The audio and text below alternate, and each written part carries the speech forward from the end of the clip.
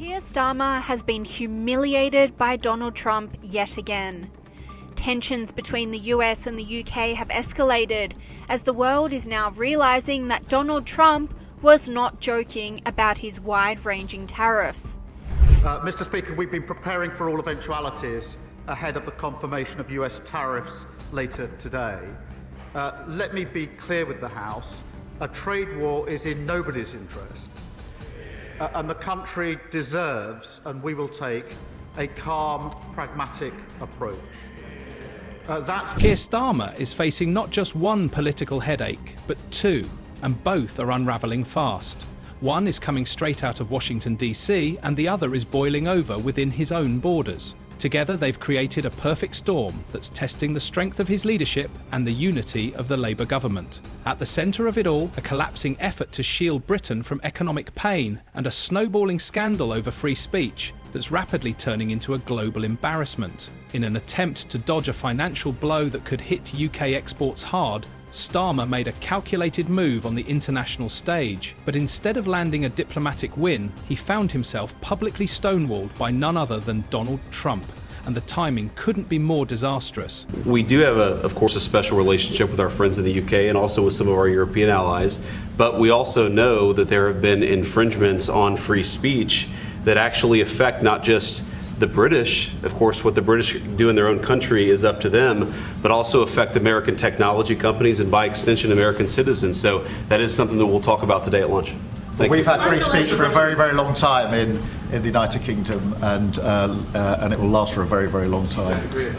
Well, no, I mean, certainly we wouldn't want to reach across US citizens, and we don't, and that's absolutely right. But in relation to free speech in the UK, I'm very proud of our history there.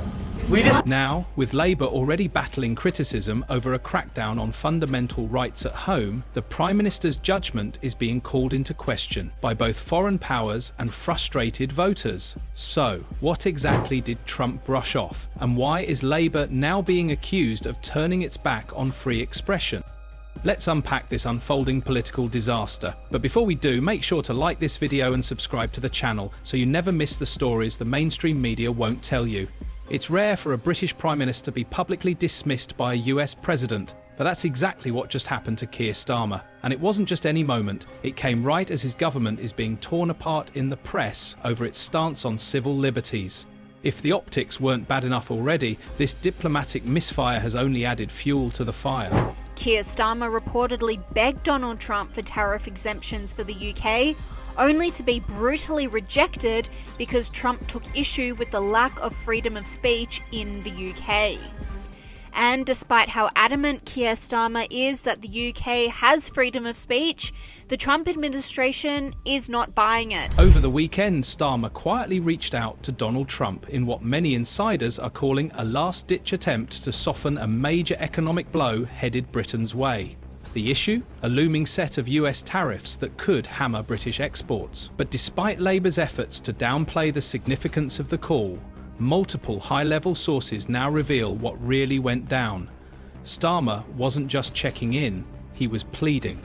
The Prime Minister reportedly asked Trump for a delay, a grace period to finalise a tech-centred trade agreement before the tariffs go live. But instead of a breakthrough, Trump delivered a classic political brush-off. A vague, "I'll look into it," and nothing more. It wasn't a conversation, it was a dismissal. And with no progress and no promises, the message couldn't be clearer. Britain's on its own. This wasn't just an awkward moment on the phone, it was a critical failure in foreign policy. And it couldn't have come at a worse time for Starmer's government. To understand how badly this fell apart, we have to look at what's really at stake. The tariffs in question are part of Trump's so-called Liberation Day tariff plan, set to launch April 2nd. It's an aggressive policy aimed at slapping fresh duties on a wide range of foreign imports, including key goods from the UK. The goal? Boost American industry by making overseas competition more expensive, and unless something changes fast, British exporters are about to get hit hard. Line of the Trump administration saying Donald Trump rejects Keir Starmer's call and sends him a warning. No free speech, no free trade. For weeks, Starmer's team has been racing behind the scenes to craft a narrowly tailored trade agreement focused on digital and tech sectors, one that could shield the UK from the worst of the tariffs. There was cautious optimism that Trump, known for his unpredictable but transactional diplomacy, might be swayed. That optimism is now dead in the water. According to The Sun, Starmer didn't just call Trump, he extended a major political olive branch. He invited the former president to London this June, proposing an in-person signing of a mini trade deal, complete with photo ops and diplomatic flair. But Trump wasn't interested. Reports say no real exemption was even asked for, suggesting the entire call may have been more performance than substance. Still, nobody dials up Donald Trump on a Sunday night just to exchange pleasantries. And those close to the situation describe Starmer's tone during the call as something far from assertive. One insider flatly said it sounded like pleading, a word no leader ever wants attached to their name in international negotiations. Mr. Speaker, we've been preparing for all eventualities ahead of the confirmation of US tariffs later today. Let me be clear with the House. A trade war is in nobody's interests. And the country deserves, and we will take, a calm, pragmatic approach.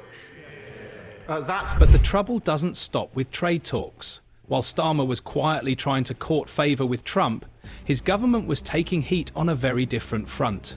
This time for its tightening grip on free speech. And to make matters worse, the criticism wasn't just coming from activists or political rivals, it came straight from Washington. In a rare and pointed move, the US State Department issued a formal expression of concern over what it described as a disturbing trend in the UK, an erosion of fundamental freedoms. The spark? A local case that has suddenly gone international. The prosecution of 64-year-old Livia Tossici-Bolt. Her alleged offence? Standing silently near an abortion clinic, holding a small sign that read, "Here to talk if you want." No loud protests, no confrontation, just a passive invitation for dialogue. And yet, under a public spaces protection order, she's been charged for violating a designated buffer zone around the facility. She's pleaded not guilty, and her verdict is expected within days. The image is jarring. A retiree quietly holding a sign and now facing criminal charges. And it's this case that's triggered a diplomatic response with far-reaching consequences. A US diplomat from the Bureau of Democracy, Human Rights and Labour recently met with Tossici-Bolt in person, a symbolic move that sent a loud message. The American government is watching, and it's drawing a direct connection between free trade and free expression. And the message from Washington wasn't subtle. Constructive talks are progressing to agree a wider economic prosperity deal with the US. That's why we're working with all industries and sectors likely to be impacted. Our decisions will always be guided by our national interest, and that's why we have prepared for all eventualities, and we will rule nothing out. In November, in an official statement, the US State Department laid it all out. US-UK relations are grounded in mutual respect for human rights and fundamental freedoms. However, we are concerned about freedom of expression in the United Kingdom. That's diplomatic speak for, fix this or there will be consequences. It's not often the United States publicly calls out one of its closest allies over civil liberties. And when it does, it usually means the issue has reached a boiling point. In this case, the warning goes beyond concern. It implies that the future of trade cooperation could hinge on how the UK handles its internal freedoms. Starmer's government is now walking a dangerous tightrope. On one side, it wants to present itself as a progressive, rights-respecting administration on the world stage. On the other, it's facing accusations of suppressing speech, charges that are now backed by the highest levels of American diplomacy. And the timing couldn't be worse. As Labour tries to salvage a trade relationship with the US, it's now being told explicitly that economic deals come with ethical strings attached. So how is the Labour government responding to this storm of criticism? Instead of recalibrating or showing a willingness to compromise, they've doubled down.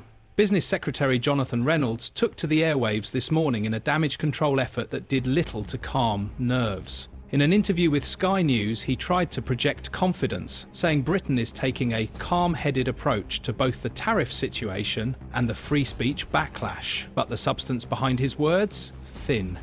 He admitted there's no formal timeline for a resolution, no clear pathway, just vague hope that the situation might resolve in the coming weeks or months. And in a move that suggests Labour is now playing defence, Reynolds even floated the idea of retaliatory tariffs, threatening to hit US imports if Washington goes through with Trump's trade plan. It's a risky strategy that smacks of desperation because, at its core, Labour's current plan isn't really a plan. It's wishful thinking. They're waiting on a man known for being unpredictable, transactional, and unapologetically hard-nosed to suddenly change course. Banking on Trump's goodwill is not exactly a winning formula, especially when Britain is offering little in return. So where does this leave the country? In short, stuck. Britain now finds itself squeezed between a looming economic blow and a mounting civil liberties scandal, neither of which the government seems prepared to handle effectively. Keir Starmer, once hailed as a steady hand poised to bring back order and pragmatism to Downing Street, is now facing mounting accusations of weakness and indecision. On the economic front, his attempt at diplomacy failed to even get off the runway. No deals, no exemptions, no commitments. And on the civil liberties front, Labour's refusal to back away from controversial local policies is now putting its global reputation on the line. Meanwhile, Trump, who remains a powerful force in American politics, is clearly unimpressed. His brush-off of Starmer's plea sends a strong message: this is not a leader he sees as worth bending for. And that brings us back to the story of Livia Tossici-Bolt. A local case, on the surface, but in reality it's become an international flashpoint, a symbol of the UK's shrinking tolerance for dissent, and a convenient example for America to point to when questioning Britain's moral high ground. As Trump's Liberation Day tariffs officially kick in, the UK finds itself more isolated than ever. Both economically, Starmer's government has not only failed to shield the country from a damaging trade policy, but has also stumbled into a credibility crisis over fundamental freedoms. And now, the world is watching. This moment isn't just about a failed phone call or a trade deal that never materialised. It's about the message Britain is sending to its allies, and to its own citizens. When a quiet protest by a 64-year-old woman can trigger international rebuke, and when the Prime Minister is seen pleading with foreign leaders while ignoring unrest at home, it speaks volumes about the state of leadership. Starmer is learning a hard truth. You can't talk about prosperity and democratic values abroad while tightening the reins on personal freedoms at home. You can't expect diplomatic favours when your own house is in disarray. And you certainly can't bluff your way through global politics with no real leverage to back it up. According to The Sun, Starmer didn't just call Trump, he extended a major political olive branch. He invited the former president to London this June, proposing an in-person signing of a mini trade deal, complete with photo ops and diplomatic flair. But Trump wasn't interested. Reports say no real exemption was even asked for, suggesting the entire call may have been more performance than substance. Still, nobody dials up Donald Trump on a Sunday night just to exchange pleasantries. And those close to the situation describe Starmer's tone during the call as something far from assertive. One insider flatly said it sounded like pleading, a word no leader ever wants attached to their name in international negotiations. Mr. Speaker, we've been preparing for all eventualities ahead of the confirmation of US tariffs later today. Let me be clear with the House. A trade war is in nobody's interest, and the country deserves, and we will take, a calm, pragmatic approach. But the trouble doesn't stop with trade talks. While Starmer was quietly trying to court favour with Trump, his government was taking heat on a very different front. This time for its tightening grip on free speech. And to make matters worse, the criticism wasn't just coming from activists or political rivals, it came straight from Washington.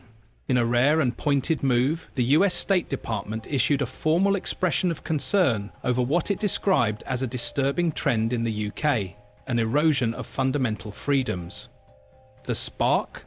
A local case that has suddenly gone international, the prosecution of 64-year-old Livia Tossici-Bolt. Her alleged offence? Standing silently near an abortion clinic, holding a small sign that read, "Here to talk if you want." No loud protests, no confrontation, just a passive invitation for dialogue. And yet, under a public spaces protection order, she's been charged for violating a designated buffer zone around the facility. She's pleaded not guilty, and her verdict is expected within days. The verdict in Livia Tosici-Bolt's case may arrive in days, but its implications are already clear. The UK is being judged, not just in courtrooms, but in the court of global opinion. And, unless there's a shift in direction, this double embarrassment may only be the beginning of a much deeper political reckoning for Keir Starmer.